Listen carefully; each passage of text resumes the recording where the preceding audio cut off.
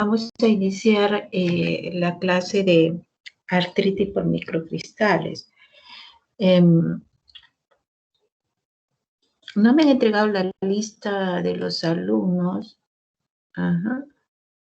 Me gustaría que la delegada me pase, ¿no?, a mi correo la lista de los alumnos, porque si bien es cierto, los puedo ver por acá por internet.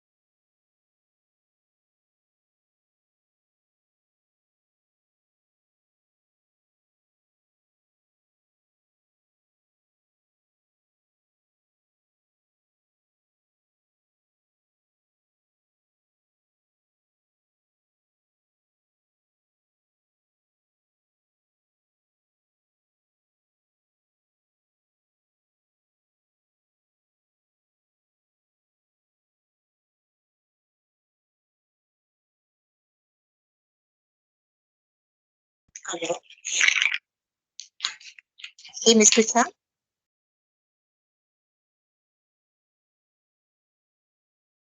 Sí, doctora, sí se le escucha. Estoy con problemas en la red. Estoy con celular, pero no sé si pueda cargar mi archivo. A ver, mira, un poquito me van a tener paciencia, voy a intentarlo.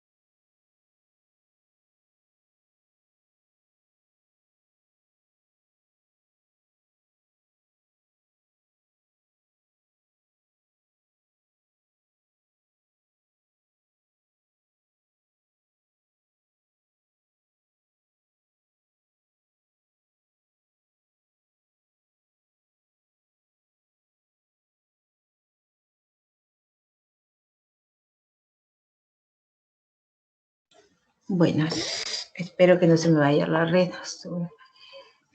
Bien, estoy viendo la lista de los alumnos y está Erika Janet Noriega. Doctora, esa es la doctora Noriega. Ah, verdad, disculpe. Y ahí está Zapata, claro. Y Sánchez Humberto Goy, ¿qué es lo que aparentemente faltan o es lo que han creado? No sé.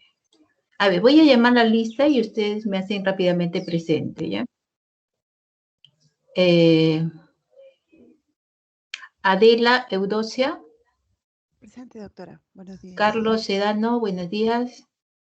Presente, doctora. Sí, Joseph Branda.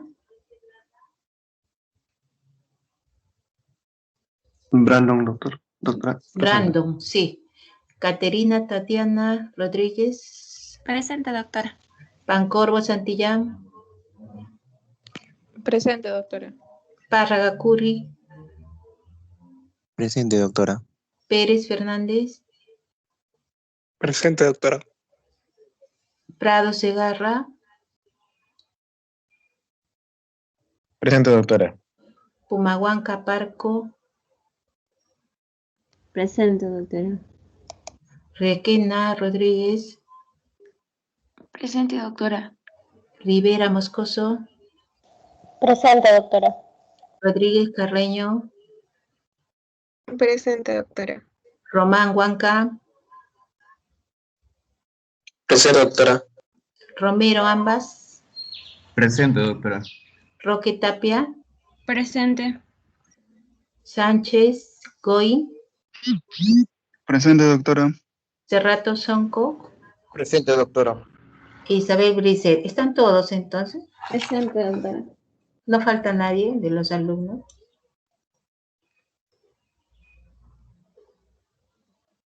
Así es. ¿Quién el delegado, perdón? Sí, buenos días, doctora. Romero, ¿no? ¿Están todos en la lista? ¿Esos son los de la lista?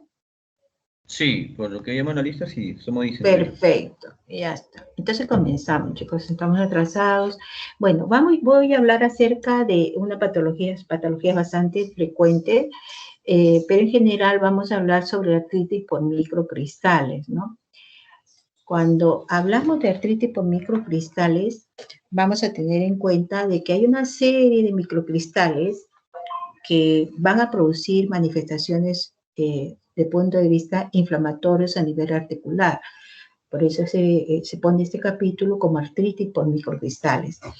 Tenemos desde las más frecuentes, que es artritis por urato de monosodio, que lo comúnmente llamamos la artritis gotosa, y ante todo no necesariamente por la presencia de ácido úrico elevado, porque puede uno tener ácido úrico elevado, sin embargo no tener manifestaciones de artritis, ¿no? Hablamos de artritis cuando sí hay manifestaciones con ácido úrico generalmente muy elevado. Tenemos artritis por microcristales de pirofosfato de calcio. Tenemos por hidroxiapatita, tendinitis cálcica o artritis cálcica. Y la otra más frecuente es la presencia de oxalato de calcio. Todas ellas tienen similares sintomatología. Por lo tanto, casi las características del líquido usualmente son similares, variando básicamente por las características de los cristales, ¿no? Por ejemplo, el pirofosfato de cálcico es de birefringencia positiva, en la hidroxiapatita la birefringencia es negativa y el oxalato de calcio usualmente la birefringencia es muy positiva, 3 cruces, y la característica de esos microcristales es bipiramidal. O sea, básicamente la mayoría tienen características comunes, que son básicas en la presencia de la artritis. En cuanto al pirofosfato de calcio, usualmente puede ser presente puede pasar desapercibido porque son asintomáticos y simulan lo que es una pseudogota, ¿no? Se presenta más en personas mayores de edad, inclusive por arriba de los 80 años. Sin embargo, puede presentarse también en pacientes más jóvenes, en menos de 50. Y cuando vemos esa situación en la que la clínica se da con menos de 50, hay que pensar que podría estar relacionado a problemas metabólicos, ¿no?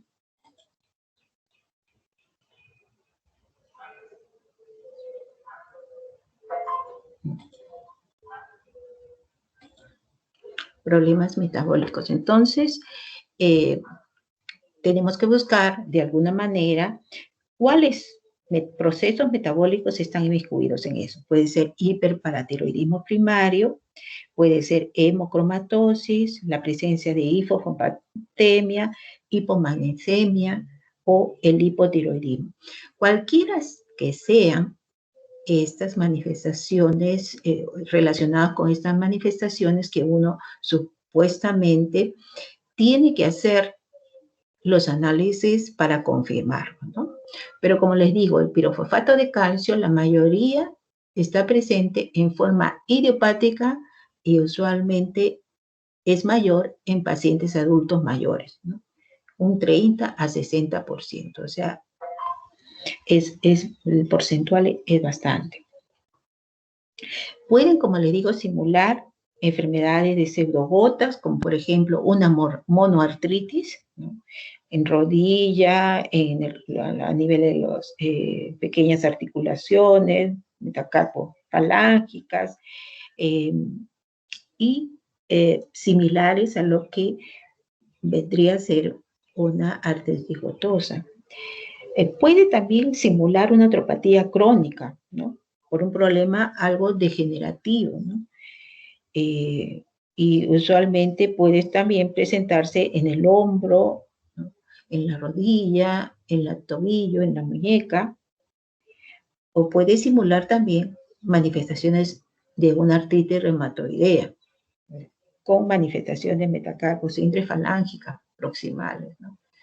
Como les digo, el pirofosfato de calcio tiene variantes de diferentes formas de presentación y si uno de alguna manera tiene que llegar a un diagnóstico, básicamente es a través del líquido sinovial o descarte de problemas metabólicos, como les había dicho. Otro de las manifestaciones por microcristales tenemos el depósito de hidroxipatita cálcica, ¿no? Este mineral usualmente está en el hueso y en los dientes, y su depósito también puede ser en partes blandas, ¿no?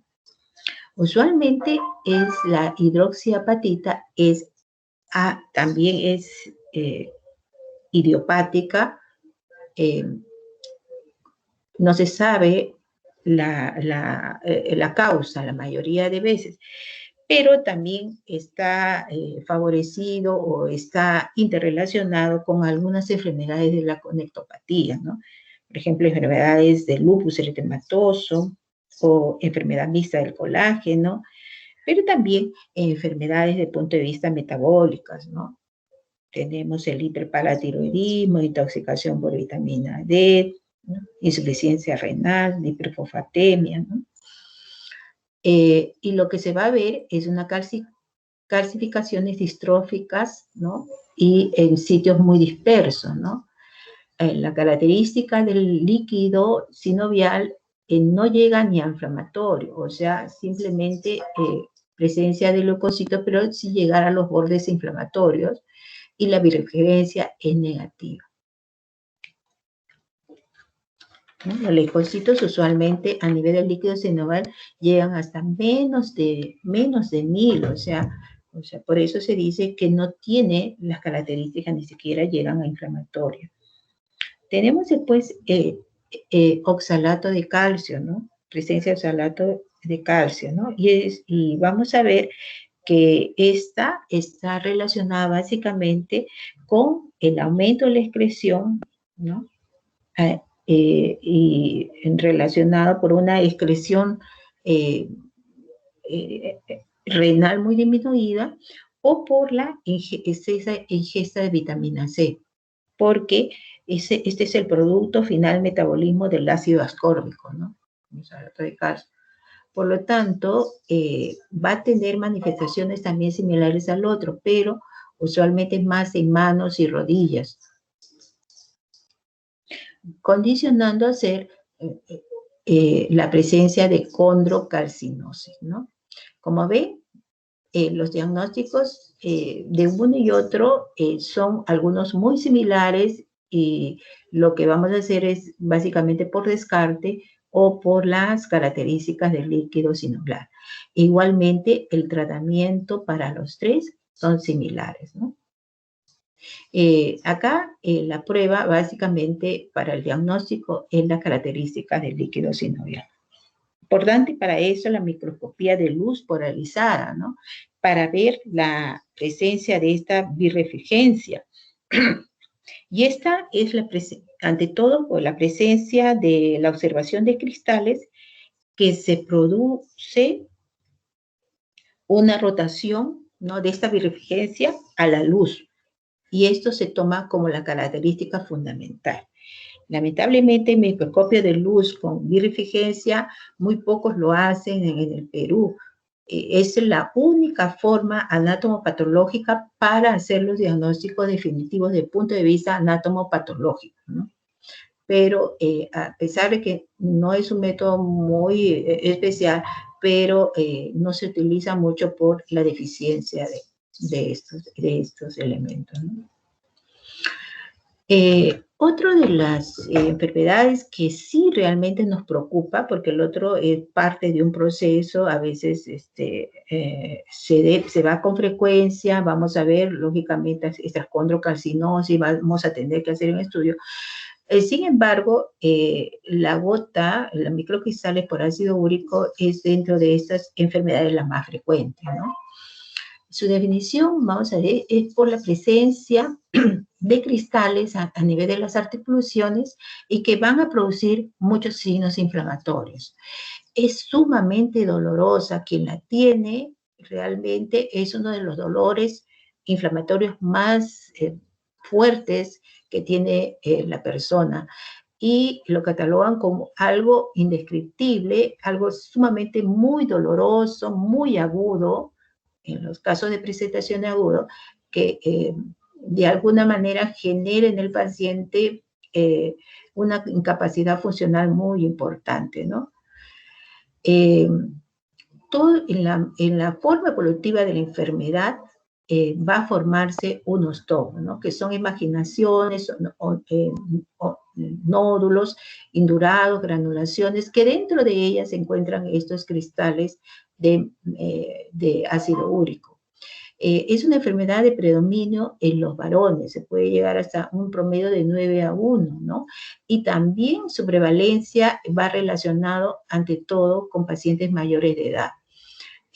Se puede llegar hasta mayores de 80, hasta un 9% de los varones y 6% en las mujeres. Se dice que en el mundo hay una prevalencia aproximada de 2.6 de la población general. Es una enfermedad asociada al incremento del ácido úrico, a una hiperuricemia, pero no necesariamente todos los pacientes que tienen hiperuricemia van a desarrollar la enfermedad, ¿no?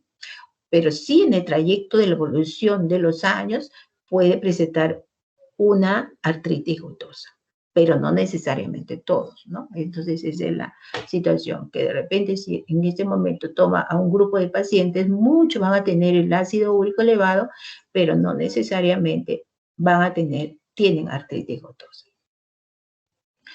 Hay factores de riesgo que van a condicionar o que son modificables o que van a generar su aparición más temprano o que pueden activar más la enfermedad, ¿no? Por ejemplo, el uso excesivo de alcohol, ¿no? El ingesta de alimentos, ¿no?, con elevado presencia de purinas, por ejemplo, la presencia de carne, mariscos, ¿no? elementos que tengan mucha fructosa, ¿no? Y también se va asociado a el uso de algunos fármacos, como por ejemplo el uso de hidroclorotiazida, ¿no? Diuréticos que puede favorecer también el incremento de ácido úrico, ¿no? Por eso dentro de las medicaciones uno tiene que estar muy claro en saber qué medicamentos estás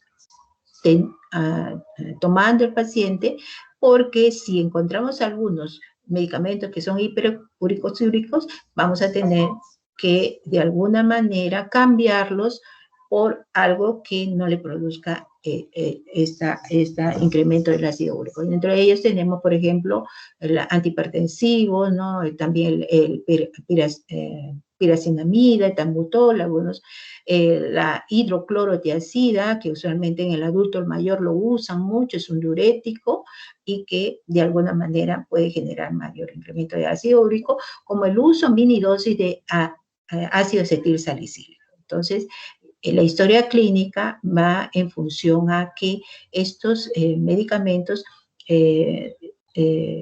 si los están ingiriendo, podemos de alguna manera sustituirlos por algo que de alguna manera no pueda generarle la actividad de la enfermedad.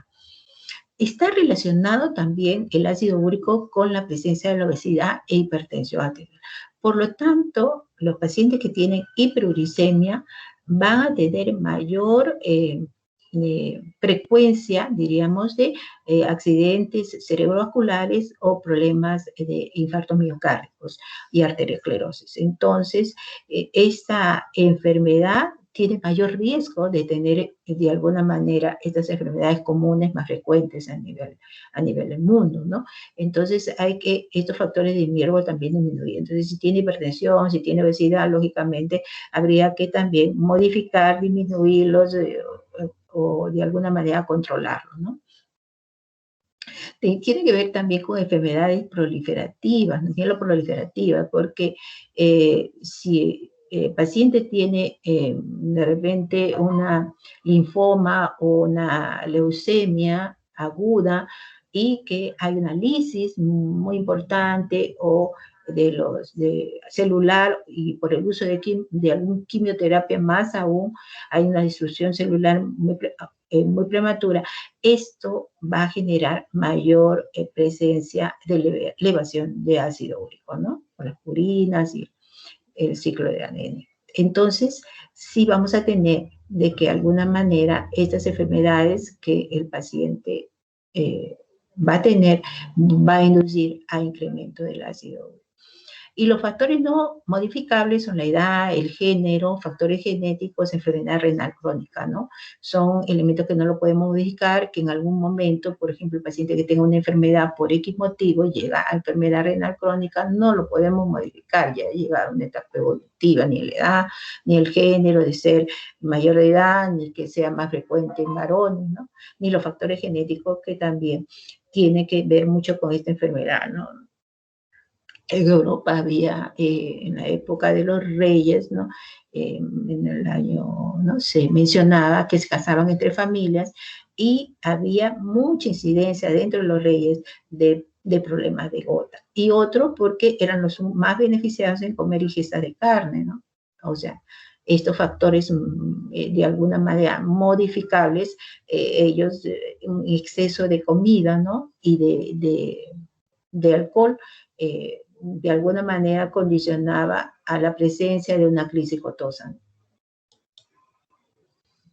Tenemos acá que el ácido úrico es el producto final del ácido úrico. Entonces, vamos a tener en cuenta de que los niveles del ácido úrico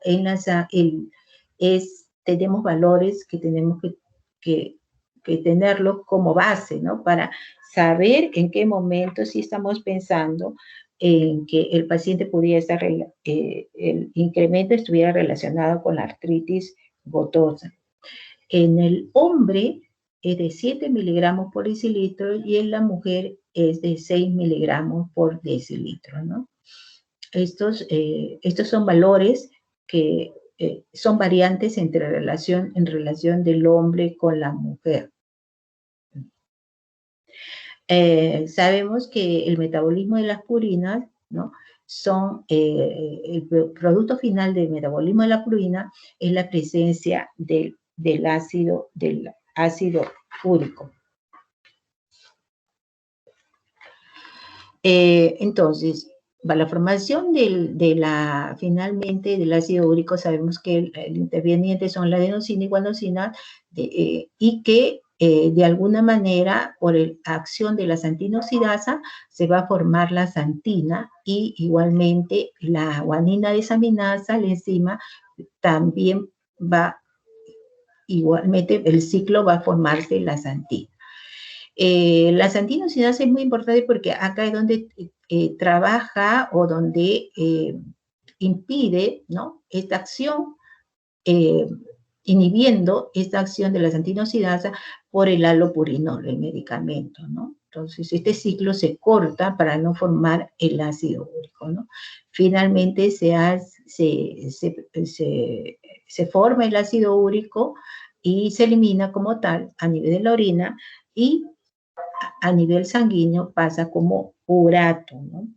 Ahí tenemos la actividad de dos enzimas muy importantes, el PRP,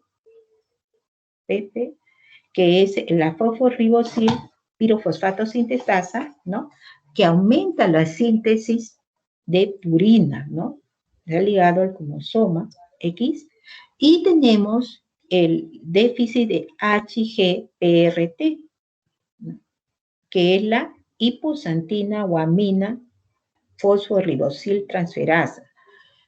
Interviene uno en la mayor formación de la síntesis de urato, que es el PRPP, y el otro, el HGPRT, que de alguna manera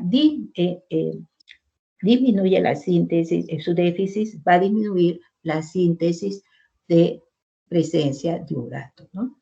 Muy importante saber, porque los factores genéticos también podrían estar relacionados a esta actividad de estas dos enzimas.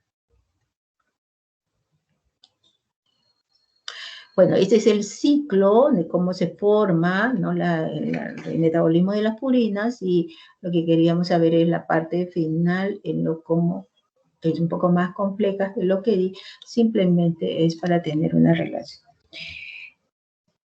Vamos a ver que la fisiopatología de la gota, ¿no?, cómo es, o sea, simplificar este proceso que ya habíamos hablado, cómo era la inflamación anteriormente. Esto es un poco más simple, ¿no? Pero lo que quiero saber, que esta precipitación de los cristales de urato, básicamente se dan a nivel articular, ¿no? Y usualmente están intracelular o extracelular. Por eso en la microscopía que se va a ver por la luz polarizada, estos cristales que son como alfileres muy delgados, y la birefringencia, lo vamos a ver intra o también extracelular. Se van a activar los macrófagos y lo van a fagocitar, ¿no? Y de ahí va a haber una liberación de algunas citoquinas, de algunas citoquinas, y por lo tanto vamos a ver la liberación de interleuquina 1 y otras citocinas, y va también a activar el sistema de quimiotaxis de los neutrófilos, ¿no? Esto también se van a fagocitar los cristales, va mayor activación de complemento, y finalmente hay una lisis de los neutrófilos y también otras presencia de liberación de otras enzimas lisosómicas. Lo que finalmente va a generar un proceso inflamatorio, ¿no? Acá tenemos un proceso inflamatorio y, lógicamente, la presencia de prostaglandinas, ¿no? La vasodilatación a nivel de la articulación, que más frecuentemente está tomada la metatarsofalángica, ¿no?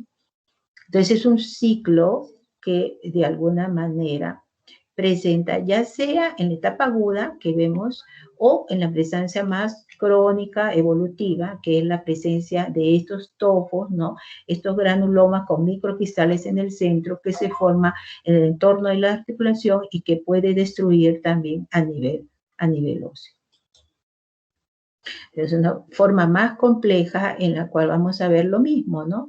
Pero acá en la segunda parte vamos a ver, si bien es cierto, hay una parte aguda, pero hay una parte de restablecimiento que interactúa otras citoquinas para disminuir este proceso inflamatorio.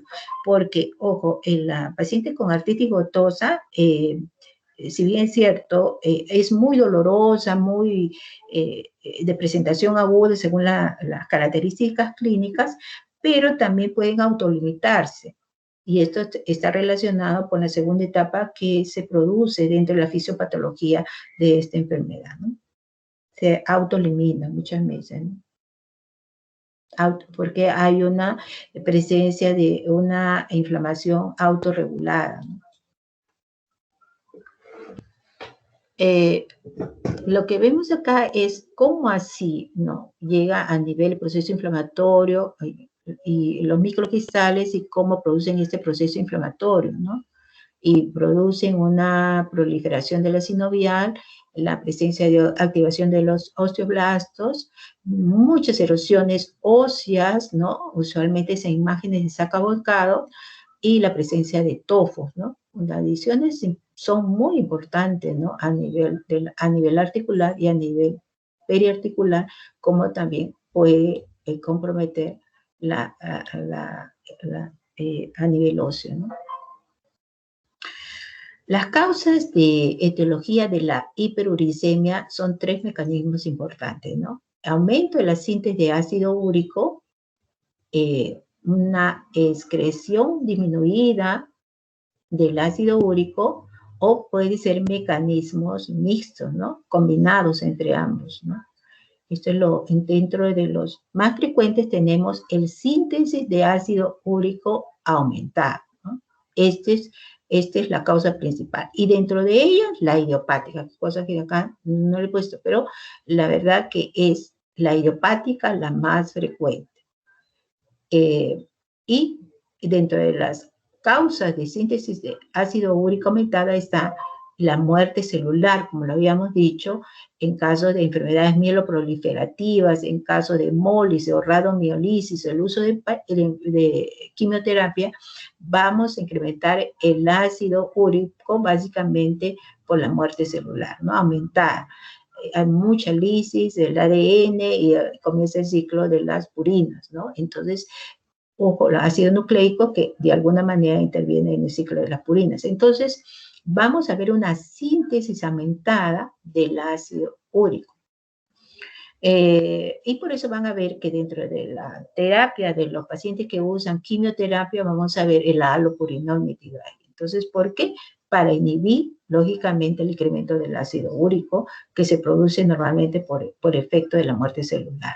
Entonces, en muchas enfermedades sí vamos a ver el uso y lo que tienen ellos es hiperuricemia, y para de todas maneras disminuir un factor importante para la aparición de la gota, ¿no? Pero realmente el porcentual es muy poquito de estos pacientes que en algún momento puedan hacerlo, ¿no? Pero si estos depósitos de cristales pueden presentarse en una litiasis, ¿no? Entonces, por eso, de alguna manera, cortan este ciclo para disminuir la producción de ácido úrico, ¿no? Otro es la dieta, ¿no? La dieta no es que produzca, sino puede ser un causal, ¿no? De un paciente predispuesto a la presencia de una hiperuricemia y a ser artritis gotosa, ¿no? No todos vamos a tener que el efecto de la carne de res o pescado, carnes rojas, van a producir artritis gotosa. No, frente a pacientes que sí están predispuestos, ¿no? Entonces, tenemos evitar la carne de res, el pescado. Esto, de alguna manera, interviene en la síntesis de ácido úrico aumentada. De efectos hereditarios, como ya lo dije, el aumento de la actividad del PRPP o la sintetasa o el déficit de HGRP. Este efecto hereditario también está como mecanismo combinado. Y la obesidad está también inmiscuido en la síntesis de ácido úrico aumentado. Otro es la excreción disminuida del ácido úrico. Ahí tenemos el aumento de la absorción renal. ¿Qué va a producir este aumento de la absorción renal? Ahí habíamos dicho los diuréticos. Ojo, los diuréticos, dentro de ellos la hidroclorotiazida, es uno de los que más va a producir aumento de la absorción a nivel renal. Y por lo tanto, la excreción disminuida de ácido úrico. La diabetes insípida también, ¿no? Es uno de los que incrementan el aumento de la absorción a nivel y disminuyendo la excreción de ácido úrico. Otro es la disminución de la secreción renal, por ejemplo, en cetoacidosis diabética, acidosis láctica y algunos fármacos como el ácido acetilsalicílico, que esto es competitivo por el ácido úrico, ¿no? El intercambio, la cetosis, ¿no? O la presencia de la acidosis láctica. Entonces, lo que vamos a tener es una excreción disminuida del ácido úrico. Como les dije, el uso de ácido acetilsalicílico hay que ser muy... si podemos darle otra acción que pueda suplir el uso de ácido acetilsalicílico, tendremos que cambiar la medicación, ¿no? En la medida que se pueda, ¿no? Porque a veces también podemos generarle más. Pero de todas maneras, ponerlo en hincapié que el ácido acetilsalicílico, inclusive en dosis reducidas, puede generar una excreción disminuida de ácido úrico. Y otra es la reducción de filtración renal de ácido úrico en caso de insuficiencia renal o enfermedad renal policística. Aunque se ha visto que la insuficiencia renal, muy pocos pueden hacen causa de hiperuricemia, pero no todos van a llegar a hacer una artritis gotosa, ¿no? En caso de enfermedad renal poliquística, sí se ve que sí hay un porcentaje más elevado de hacer una artritis gotosa, ¿no? Entonces, estas son las causas de hiperuricemia, ¿no? Causas de hiperuricemia, que tenemos que controlar también si el paciente hace artritis gotosa, ¿no? Este es ¿qué medicamento, no? Diurético, tambutol, que lo mencionamos, piracinamida, ciclosporina, ácido nicotínico, levodopa, ¿no? Y yo creo que son inclusive más fármacos que pueden producir la disminución de excreción de ácido úrico. Y es por eso muy importante que de alguna manera ustedes sepan qué medicamento, ¿no? Para evitarlo, ¿no? La gota tiene varias formas de evolución de la enfermedad. ¿Pero me sienten un eco? No, doctora, sí se la escucha bien. Ah, ya, porque he prendido mi teléfono y siento yo. Ya. Entonces, vamos a ver que la evolución de la artritis gotosa va por varias etapas, diríamos, ¿no? Una que es la hiperuricemia asintomática. En esta hay un incremento del ácido úrico por años y no es asintomática, como su nombre lo dice, ¿no? Y otros nunca van a hacer la enfermedad, pero de repente un paciente puede hacer una hiperuricemia después de 10 años, que por X motivo se hace controlada, en una de esas hace su episodio de una artritis gotosa aguda, ¿no? Entonces tenemos una, como su nombre lo dice, aguda, de presentación muy aguda, muy dolorosa, un paciente que nunca tuvo nada y que de repente hace una crisis gotosa, que puede remitir espontáneamente, ¿no? Las primeras crisis. Después pasa a una gota intercrítica, que puede ser de meses o más, años, en la cual el paciente no tiene sintomatología, por eso se dice intercrítica, o sea que no hace ningún cuadro de una artritis gotosa aguda y que de alguna manera está apagado, ¿no? Meses o años. Y otra es la gota atofasia, que es la gota crónica, ¿no? Más de 10 años de evolución, ¿no? Entonces, un paciente va a pasar por esas 3 etapas, el que tiene ya una artritis gotosa. Pero, ojo, puede presentarse un episodio y puede ser confundida inclusive como un proceso infeccioso o por un proceso traumático a nivel articular, ¿no? Entonces, y como remite espontáneamente y se le da el uso de AINES, el paciente va a disminuir esta manifestación. Pero ojo, de repente al mes vuelve a aparecer y ya alguien lo sospecha. Entonces, vamos a ver en esta que el 10% de pacientes en algún momento de su vida, ¿no?, van a tener hiperuricemia. O sea, estamos hablando ahora de presencia solo de ácido úrico incrementado, ¿no? No estamos hablando de la presencia todavía de una artritis gotosa. Es muy frecuente el ácido úrico incrementado. Hemos tenido causas en la cual exceso de comida, ¿no?, de carnes rojas puede producir, ¿no? Entonces, sí vamos a tener un incremento del ácido, o de repente por algún medicamento podemos producir ácido úrico, ¿no? Pero los pacientes que tienen entre 7 y 8 miligramos por decilitro, estos pacientes de forma constante, el 3% pueden evolucionar a una artritis gotosa. Entonces, 3%, o sea, de 100 que han tenido hiperuricemia, solo 3% pueden evolucionar. Y los que tienen mayor de 9 miligramos por decilitro, ellos sí tienen una posibilidad hasta el 22% de evolucionar a una artritis gotosa, ¿no? Entonces, entre las causas tenemos la soploproducción, la más frecuente, ¿no?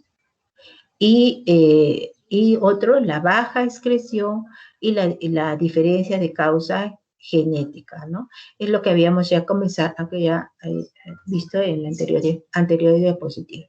Tenemos un estadio que es la asintomática, que lo mencionamos anteriormente, y que no hay artritis, la estadio sintomático o la artritis aguda con periodos intercríticos, ¿no? Mire, las primeras presentaciones de la artritis gotosa, como ve, es una pirámide que es muy alta. Eso significa el dolor de la enfermedad. Las primeras artritis, desde el punto de vista gotosa, usualmente son muy dolorosas, ¿no? Muy dolorosas, y que se pueden presentar con una prolongación en la cual hay una fase intercrítica que puede tener un promedio hasta de 6 meses a 2 años. E inclusive hay un grupo de pacientes que no vuelven a aparecer hasta después o muchos años más después, ¿no? Pero la primera aparición sí es según las características clínicas, es muy intensa, muy dolorosa, muy aguda. Posteriormente,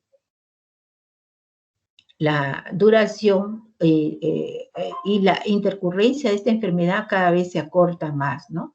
Pero el dolor también disminuye, como ven, ¿no? Las pirámides, ¿no? Pero el tiempo se ensancha, ¿no? Usualmente dura más, puede durar hasta 2 meses si no es tratado, si no recibe la medicación adecuada, ¿no? Usualmente en la primera fase está tomado 1 o 2 articulaciones. Conforme pasa el tiempo, sí puede tomar más articulaciones, pueden volver más articulaciones, ¿no? Entonces, ¿cómo es la historia clínica, ¿no?, de esta enfermedad? Las iniciales son muy agudas, duran poco, se autolimitan, pero conforme pasa el tiempo, la intercurrencia es más frecuente, el dolor es menos e inclusive es sensación.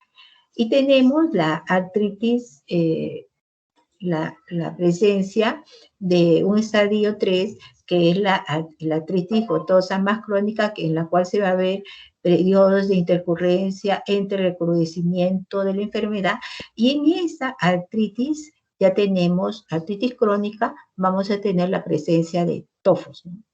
Es imposible de que un paciente tenga tofos si no ha tenido crisis anteriormente agudas, ¿no? Es muy difícil, ¿no? O sea, por decirlo, imposible.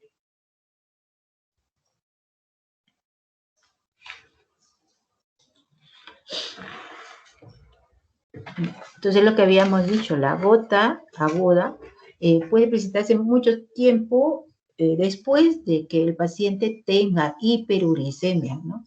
O sea, si el paciente de repente tiene por ahí un control de a los 40 años que tiene una hiperuricemia 7.5, ¿no?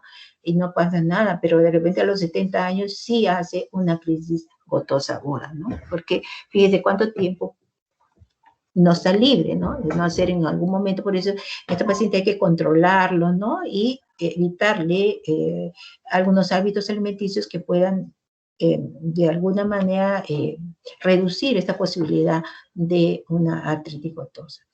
La mayor causa es desconocida, ¿no? Y la crisis dolorosa es muy intensa en la gota aguda, ¿no? La verdad que es insoportable. Y mencionan como uno de los dolores más, es como la presencia de una mordida sobre la lesión articular que produce un dolor muy intenso, ¿no? Entonces, quien lo ha tenido lo describe de esa forma, ¿no? Y puede tener un eritema en el entorno de la articulación. Por lo tanto, en esta fase aguda es confundida con una artritis séptica, hasta artritis séptica, porque el proceso inflamatorio es muy intenso y el dolor muy agudo. Y puede tener hasta pequeñas febrículas o hasta fiebre, ¿no? Por el proceso inflamatorio que produce estas cristales, ¿no? Pero se menciona que no llega más allá de 38, ¿no? Pero sí puede producir fiebre y escalofrío. Y cuando se está frente a esta situación, de alguna manera hay que descartar la posibilidad de una artritis infecciosa, ¿no? Y no se olviden que la artritis infecciosa y artritis séptica tiene un alto riesgo de hacer comprometer, ¿no?, la vida del paciente si no es diagnosticada tempranamente. Pero si hay duda, ahí hacemos hasta la artrocentesis para hacer el diagnóstico diferencial. Después de pasar el proceso inflamatorio, esa piel, ¿no?, se descama, ¿no? O sea, en el entorno de la articulación. Yo la verdad que yo he visto en mi suegro este dolor y esta situación del entorno de la articulación muy tornefacta que me hacía sospechar de una celulitis inclusive, ¿no? Fíjense que sí puede confundir, ¿no? Y lo que tenía era básicamente una artritis gotosa, ¿no? Entonces, evolución puede ser muy agudo de 8 a 12 horas, y algunos posteriormente se automilitan. La articulación que más compromete es la metatarsofalágica, ¿no? Lo que denominamos la presión metatarsofalágica, la que denominamos la presencia de la podagra, ¿no? Podagra, ¿no? Es un dedo bastante rojo, rubicundo, con signo inflamatorio. Si un paciente mayor, adulto, viene y es un primer dolor y se le pregunta, ha tenido golpe, traumatismo, etcétera, y vemos la podagra, mi primera sugerencia vendría a ser que esta es una crisis gotosa, o un cuadro de una gota aguda. Puede resolverse, ¿no?, en 1 o 2 semanas, y conforme pasa el tiempo puede haber ataques más frecuentes pero menos agudos, ¿no? Y comienza a involucrar también más articulación, ¿no? El periodo intercrítico, como lo habíamos dicho, es la fase sintomática, ¿no? Pero se sigue depositando los cristales y formando los tofos, ¿no? Y pueden generar lesiones erosivas a nivel de los huesos e imagen de sacabocados o que se ve a nivel de la zona periférica, a nivel de hueso, ¿no? Son imágenes que posteriormente vamos a ver. Y tenemos acá la gota crónica. Después de años de la gota intercrítica, ¿no? O sea, lo que vamos a ver es usualmente periodos en la cual va a presentar la crisis dolorosa y después periodos asintomáticos, ya se va a hacer algo más crónico, ¿no? Pero sí las articulaciones pueden persistir con dolorosas o tumefactas, pero los dolores no son tan intensos como al inicio, ¿no? Y aquí ya van a haber presencia de esos tofos, ¿no? Usualmente se presentan 12 años después del primer ataque en la cual el paciente ha sido tratado o no tratado, ¿no?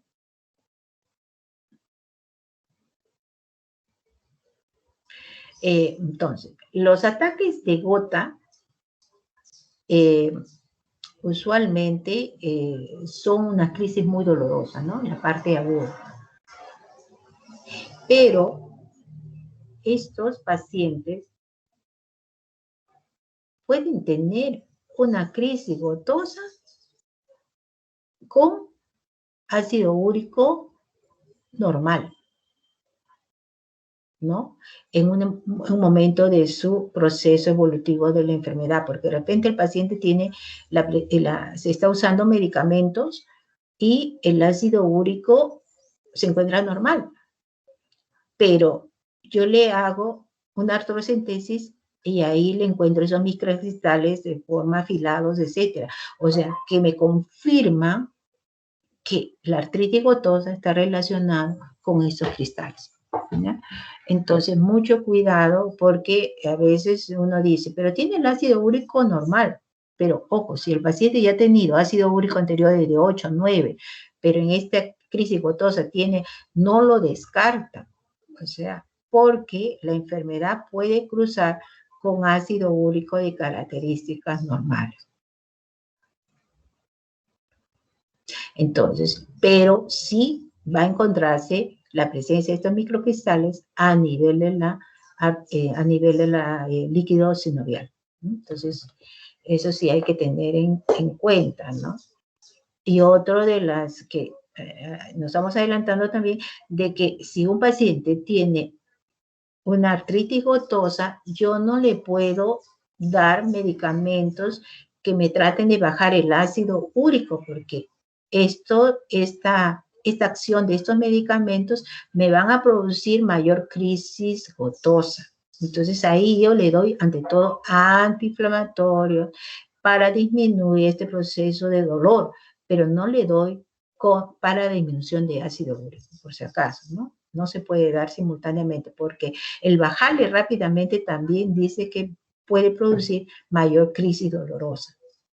Entonces, yo puedo tener un paciente con artritis gotosa con ácido úrico normal.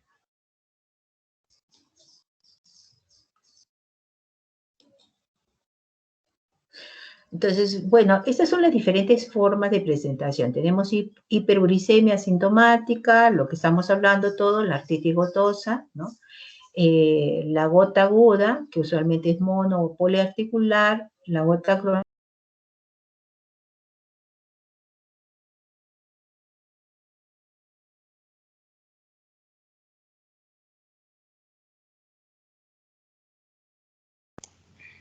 Doctora, se le fue el audio.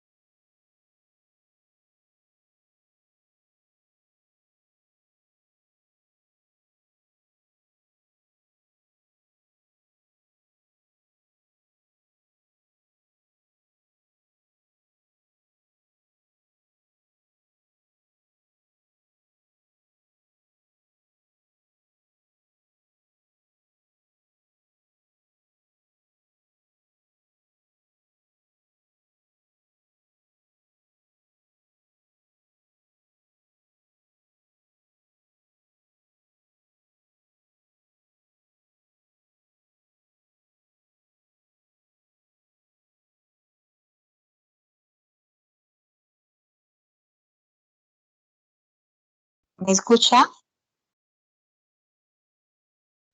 Ahora sí, doctora. Ahora sí, doctora. Se me fue otra vez. Estoy usando ahora mi celular. A ver, un momentito, por favor.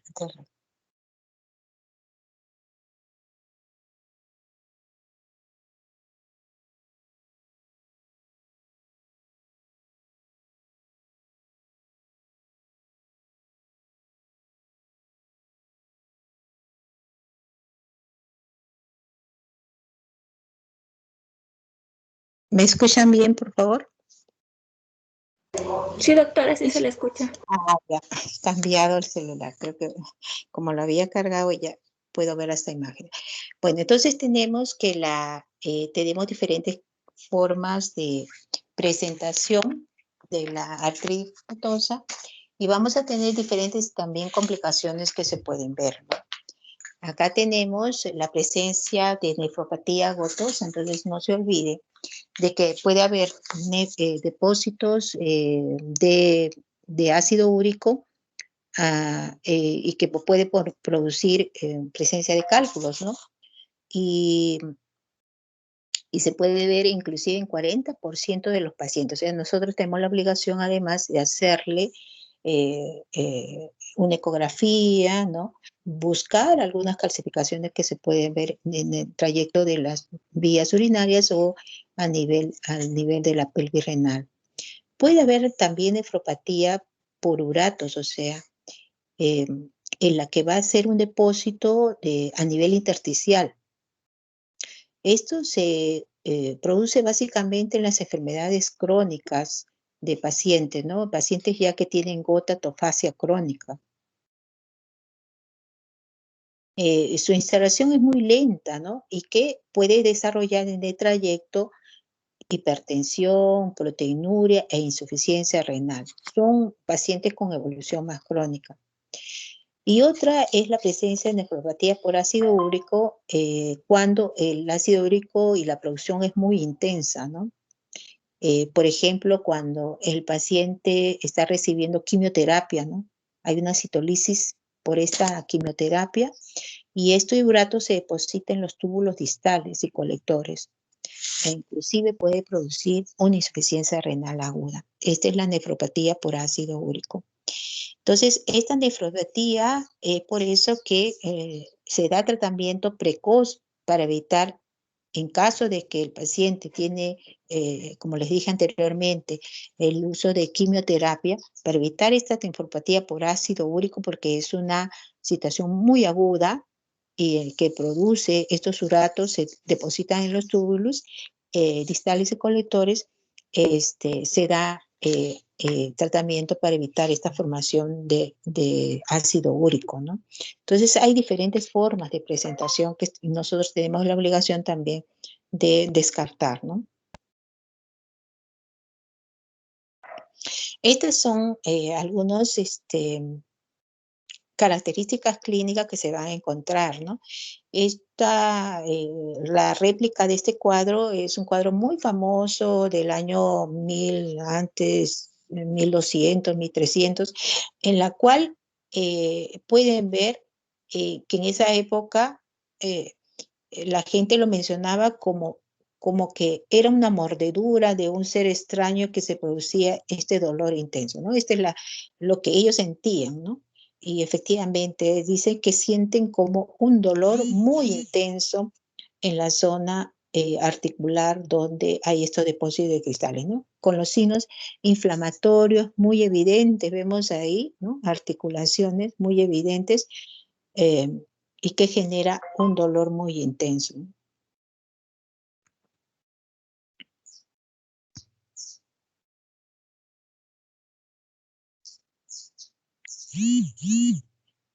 Ahí acá tenemos la presencia de los tofos, ¿no?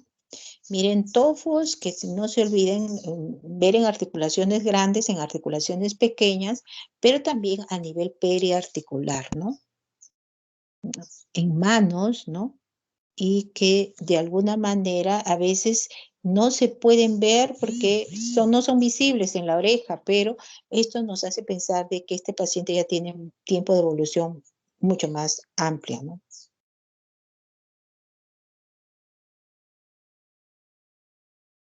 Igualmente, ahí tenemos la presencia de tofos.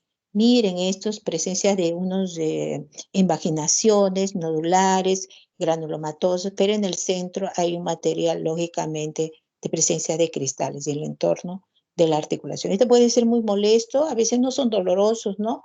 Porque son, es en la parte crónica, pero son molestos, ¿no? Porque, miren, son zonas sobresalientes, ¿no? Importante. Esto ya le habíamos dicho, las características de las manifestaciones puede ser de nefrolitiasis, más crónico, por urato o por ácido úrico, que es muy agudo a nivel del sistema de los colectores. Puede producir insuficiencia renal aguda. ¿Qué es lo que vamos a hacer en el diagnóstico, ¿no? Tenemos ahí, primero, hacer el valor del ácido úrico en la sangre, ¿no? Y también evaluar en orina 24 horas, ¿no? Ante todo para la evaluación y manejo de úricos úricos. Otro de reactantes agudos, ¿no? Usualmente puede haber leucocitosis, velocidad de sedimentación elevada y PCR también elevada, ¿no? Muy comunes en todo proceso inflamatorio. El líquido sinovial también es muy importante para ver los leucocitos, la filancia, ¿no? del líquido sinovial, la presencia de cristales, ¿no? Y la birefringencia y las características también de los radiografía y ecografía para ver, ante todo, partes blandas, la presencia de los topos, ¿no? Que se van a encontrar en ella. Este es para que vean, ¿no? La forma de aguja que tienen estos microcristales, a diferencia del otro. Y no es importante porque en este caso se encuentra birefringencia negativa y muy fuerte negativa, ¿no? No es ni leve ni positiva, ¿no? Se ve una birefringencia negativa. Y estos cristales pueden ser intra o extraarticular. Este confirma el diagnóstico de gota. O sea, si yo tengo una duda y que el ácido úrico se encuentra normal y tengo una duda y puedo hacerle esa artrocentesis, hay que hacerlo, ¿no? Para confirmar, ¿no? Porque de repente lo he encontrado en una etapa en la cual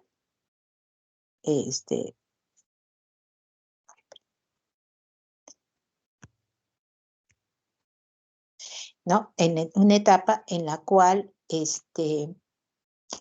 justamente lo encuentro con la etapa en la que se encuentra bastante normal el ácido úrico.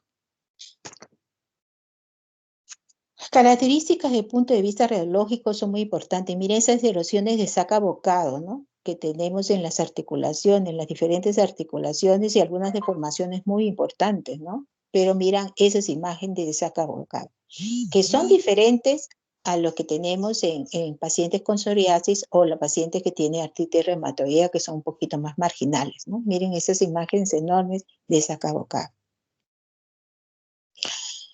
Seguimos viendo las lesiones muy importantes que tenemos. Miren las flechitas, ¿no? Imágenes, ¿no? Como mordida de ratón, ¿no? Que también lo mencionan como una característica de ellas, ¿no?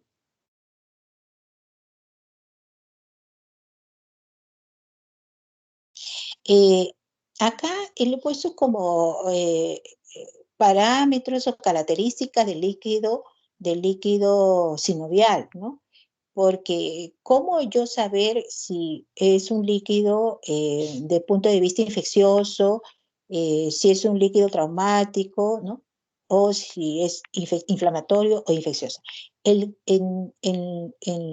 que da las características es el tipo inflamatorio. Como su nombre tenemos, es una artritis relacionado con esto. Entonces tenemos ahí el color, usualmente es amarillo palescente. Los leucocitos pueden bordear entre 2.000 a 50.000, ¿no? Bien.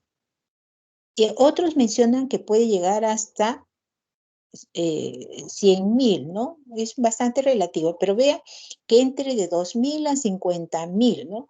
Las proteínas están en 3.5 gramos por decilitro, y la glucosa es de 25% menos que en la sangre, ¿no? 25% menos. Este es otro dato muy importante porque usualmente las bacterias consumen mucha glucosa, por lo tanto, en pacientes con infecciosas va a disminuir mucho más la glucosa, ¿no? Eso es una característica. Y las características de los leucocitos en la inflamatoria, los polimorfos nucleares no llegan más de 50%. En cambio, la infecciosa casi es un 100%. Entonces, son variantes diferentes. Entonces, puede confundir, ¿no? Entonces, la diferencia será por la mayor cantidad de leucocitos que se ven en las infecciosas y la presencia de una glucosa más baja y también, lógicamente, la presencia de la bacteria, ¿no? Por los cultivos.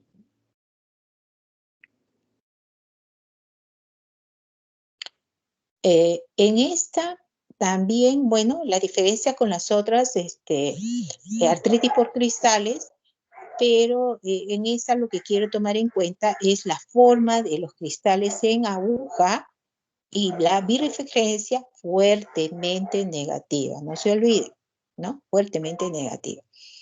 Y el líquido sinovial, su característica ante todos es inflamatoria, ¿no? Inflamatoria. Eso puede ser una pregunta. Las imágenes, dentro del punto de vista de las artropatías, por ejemplo, la ecografía, ¿no? Se ha tomado mucho en cuenta últimamente porque, si bien es cierto, no vamos a ver las erosiones a nivel de los huesos, pero sí vamos a ver la parte inflamatoria, la parte blanda y la presencia de los tofos, ¿no? Entonces, si hay un doble contorno a nivel de las carillas articulares, que es muy específico de la gota, ¿no? Entonces, sí, la ecografía ha tenido mucho repunte en el diagnóstico de la artritis gotosa. Entonces, en la fase aguda, ¿no? En la primera crisis de gotosa, es de poca utilidad la radiografía simple, porque lo que vamos a ver ahí más es inflamación de partes blandas, ¿no? La fase crónica, sí, ya como hemos visto en la radiografía, va a haber muchas lesiones, muchas erosiones, ¿no? Compromiso del espacio articular, ¿no? La presencia de tofo. Y la tomografía, fíjense que es de poca utilidad en la fase aguda. En la crónica, igual también tiene la misma valoración casi que una radiografía bien tomada, ¿no? Y la resonancia, bueno, la aguda puede ser utilizada para otros diagnósticos diferenciales, pero no es de gran aporte, ¿no? Como en la fase crónica sí nos ayuda, pero yo creo que una radiografía una radiografía simple nos puede ayudar también, es de gran valor, ¿no? No hay necesidad de llegar a estas la tomografía o resonancia, que son más sofisticados, pero lamentablemente son más costosas, ¿no?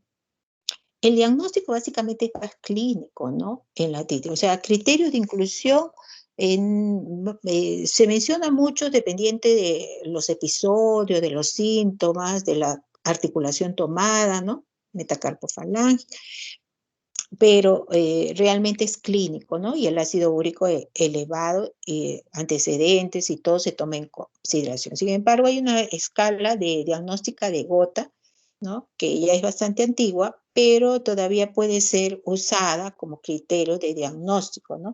Pero ante todo es clínico, ¿no? ¿Dónde está tomado? ¿Cómo está tomado? Edad del paciente, cuántos, si tiene antecedentes familiares.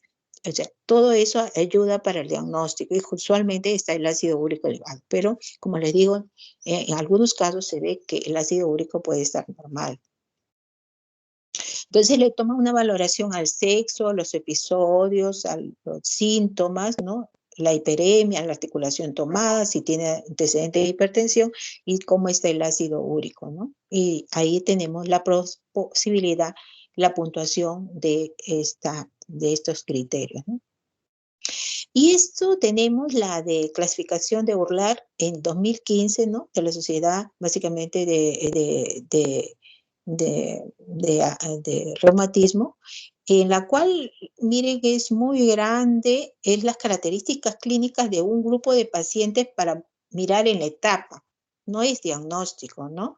Pero ellos lo utilizan para clasificarlos y entrar en un grupo de investigación, ¿no?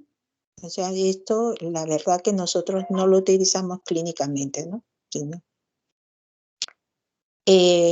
Entonces, si ya tenemos la causa, quién lo produce, cómo. Entonces, la primera situación en la que nos tenemos que tener en cuenta es qué medidas vamos a tomar para evitar este incremento del ácido úrico, qué evitar, qué factores están influyendo en eso.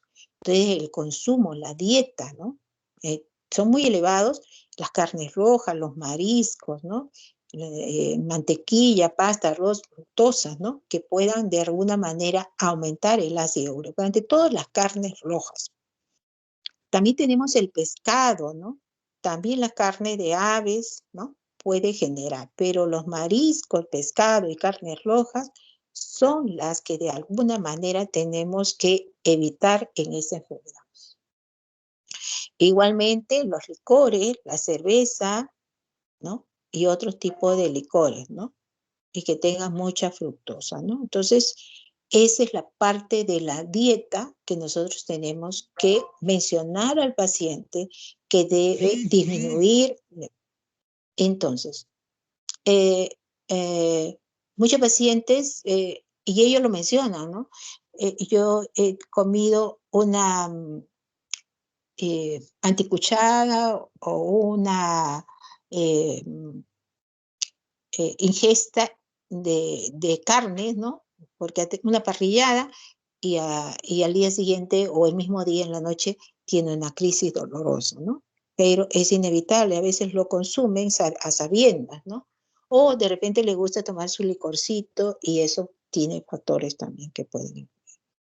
El tratamiento de elección va a ser dependiente de la fase en que se produce, ¿no? Y tenemos de mantenimiento, ahí tenemos las inhibidores de la xantina oxidasa, ¿no? Lo que en el metabolismo de la purina ya sabemos cómo es y dónde vamos a inhibir este efecto. Ahí usamos el allopurinol y el febuxostat. Lamentablemente el febuxostat no se encuentra en nuestro medio.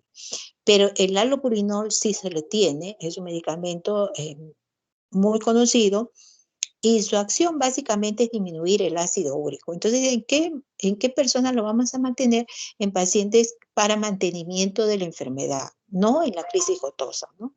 Ese paciente que tiene ácido úrico, que ha tenido su crisis gotosa y que su crisis aguda, su gota aguda, y que lo estamos manteniendo para evitar y controlar, ¿no? La hiperuricemia, ¿no? Entonces ahí tenemos el allopurinol y el febuxostat, que son inhibidores de la xantina oxidasa. Pero también tenemos el úricos úricos para eliminar ácido úrico. Y ahí tenemos el probenecid y el pegloticase, ¿no? Cualquiera de los dos se puede utilizar. El pegloticase es muy bueno y el probenecid lamentablemente no hay todavía en nuestro medio, ¿no? Entonces uno puede usar ya sea un inhibidor de la xantina oxidasa o puede usar úricos úricos. En nuestro mercado lo que usamos es básicamente inhibidor de la xantina oxidasa y el allopurinol. Ese se puede dar, iniciar con 100 hasta llegar a 300. En algunos casos se puede llegar a más de 300, ¿no? Pero la verdad que la mayoría se controla entre 100 y 300. Dosis al día, miligramos al día. El febuxostat se da un promedio de 40 miligramos al día, ¿no? Lamentablemente no lo hay en el mercado, pero sí hay que conocer. En los ataques de agudo, ya sí los medicamentos difieren de la etapa de mantenimiento, diríamos, ¿no? Ahí se da la colchicina, que son antiinflamatorios, o se puede usar el probenecid también, ¿no? En nuestro medio, y otros AINES, como el uso de naproxeno, indometacina, diclofenaco, etcétera, cualquiera que de alguna manera, inhibidores de la COX-2, que puedan de alguna manera aliviar, calmar el proceso inflamatorio, ¿ya? Entonces, ¿y se puede usar ambas? Sí se puede usar si no controlo con una, ¿no? Pero ahí la colchicina es la base, es baratita, es muy buena y de acción también muy rápida. Pero la puedo asociar como monoterapia o o multiterapia también dentro del proceso agudo, porque el paciente de repente le doy colchicina y al día siguiente regresa y dice, no, me paro. Entonces, algo más agudo todavía que puedo darle es el uso de otro AINES, ¿no? La dosis adecuada, ¿no? No le voy a dar naproxeno, por ejemplo, 251 al día. No estoy dando dosis antiinflamatorias. O ibuprofeno 400 miligramos cada 12 horas. Tampoco, una dosis insuficiente. Hay que saber también dar dosis adecuada, ¿no? Eso no le va a calmar o le va a calmar momentáneamente. Esto es lo que tenemos básicamente como base. El allopurinol arriba en los pacientes de mantenimiento, estamos hablando, ¿no? Puede producir un poquito de náusea, manifestaciones gastrointestinales o incremento de las transaminasas también, ¿no? Si tiene estos efectos adversos, podemos usar el febuxostat, pero se ha visto que el febuxostat tiene mayor efectos colaterales en el paciente que tienen cardiopatía, ¿no? Entonces, también hay que usarlo con precaución. Si el paciente de alguna manera no se ha ido bien, podemos usar algunos uricosúricos, ¿no? Entonces ya usamos las otras medidas. Como les digo, los uricosúricos no tenemos mucho acá en el Perú, ¿no? Entonces acá tenemos el resumen, lo que habíamos dicho, ¿no? Inhibidores de la xantina, los uricosúricos y en caso de agudo, miren, ve, ya tenemos AINES, inhibidores de la COX, también 2, podemos usarlo, colchicina, cortisoides o inhibidores de interleuquina 1, que son antiinflamatorios, ¿no?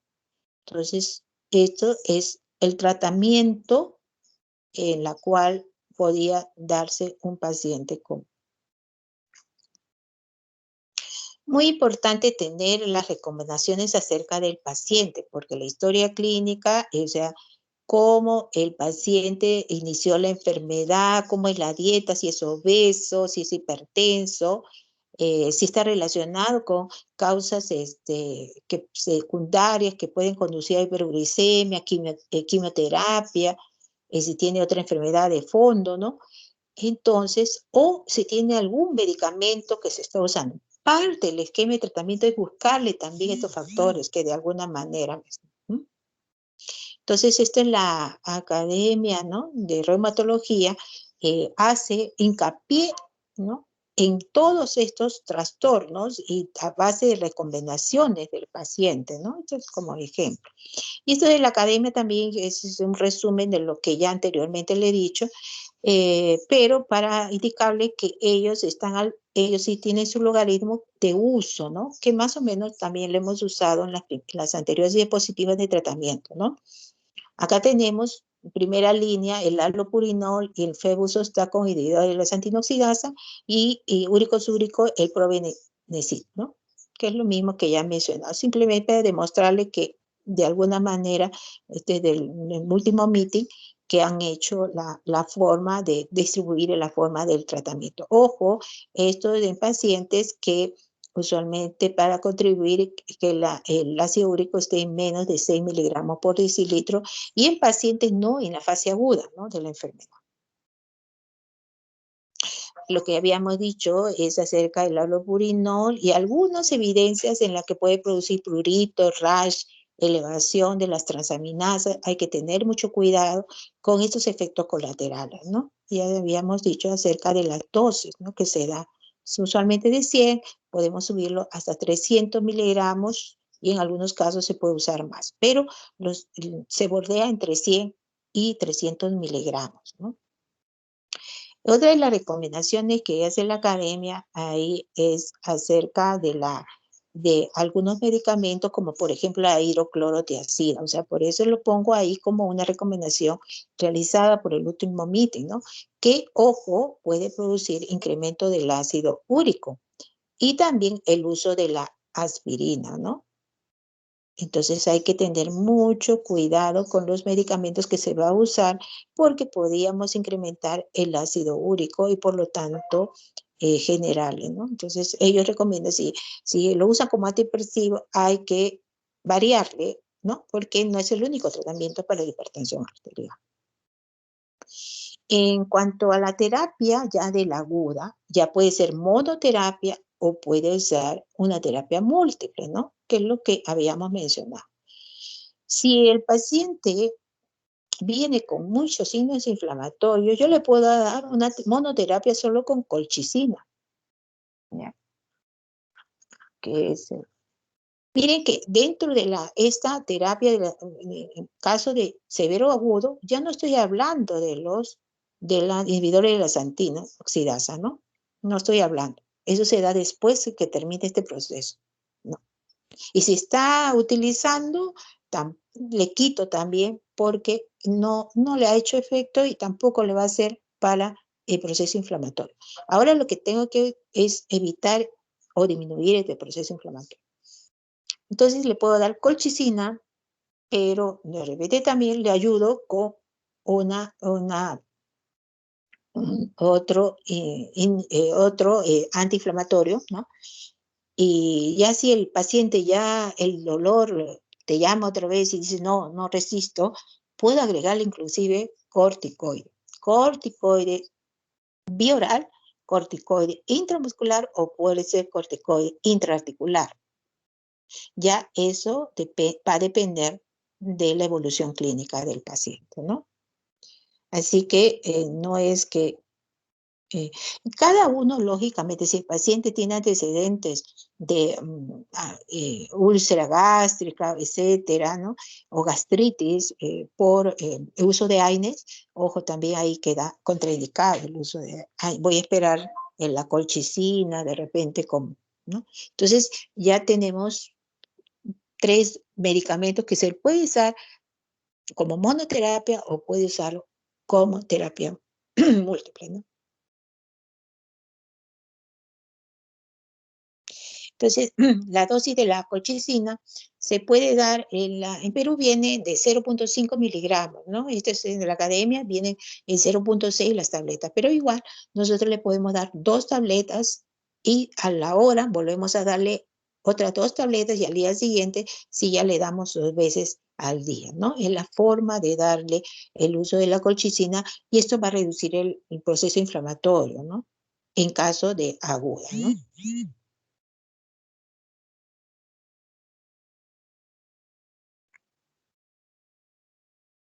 Y el uso de corticoides puede ser intraarticular, endovenoso o puede ser también subcutáneo, ¿no? Y diferente, ¿no? El dexametasona, o sea, sí se puede usar el metilprednisolona, ¿no? Porque el paciente ya es mucho dolor el que tiene el paciente. Ojo, el uso de estos medicamentos siempre y cuando nosotros hemos descartado que no sea otra patología. Porque si el paciente, yo tengo una duda y es una artritis séptica, este paciente más rápido se nos va a ir.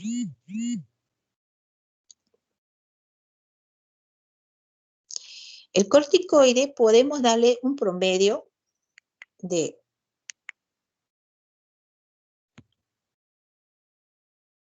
perdón, ¿me ven?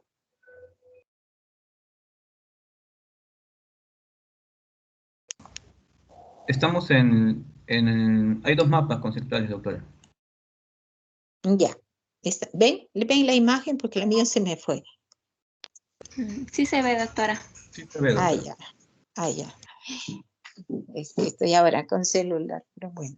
Entonces, tenemos ahí los corticoides, como le decía, podríamos darlos en una dosis de hasta de 0.5 miligramos por kilo por día, ¿no? Y puede durar de 5 a 10 días y puede posteriormente disminuir la dosis, ¿no? Gradualmente. Entonces, fíjese que si un paciente tiene 60 kilos, y yo le puedo dar hasta un promedio de 30 miligramos al día, pero una dosis corta, ¿ya? Una dosis corta, no le voy a dar pues un mes, 2 meses, no, porque ahí voy a hacerle síndrome de Cushing o puedo hacer osteoporosis, incrementar la presión arterial, una serie de complicaciones o de hiperglicemia, etcétera, ¿no? Porque el paciente lo necesita, el dolor es muy intenso, ¿no? Entonces sí le puedo dar el uso de corticoides. Bueno, esta es la revisión donde hemos hecho. Entonces, como les digo, la gota hay que tener mucho cuidado, hay que usar los criterios, hay que, realmente es frecuente tener hiperuricemia, pero no necesariamente todos los pacientes con hiperuricemia van a generar gota, pero hay que tener mucho cuidado porque en cualquier momento evolutivo sí pueden producir una artritis gotosa. Bueno, chicos, creo que nos hemos avanzado bastante, hemos tenido mucho contratiempo. ¿Alguna preguntita?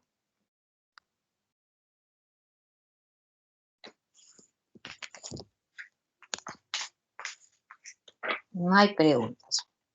Entonces, nos desconectamos. Buen día, entonces. Gracias, doctora.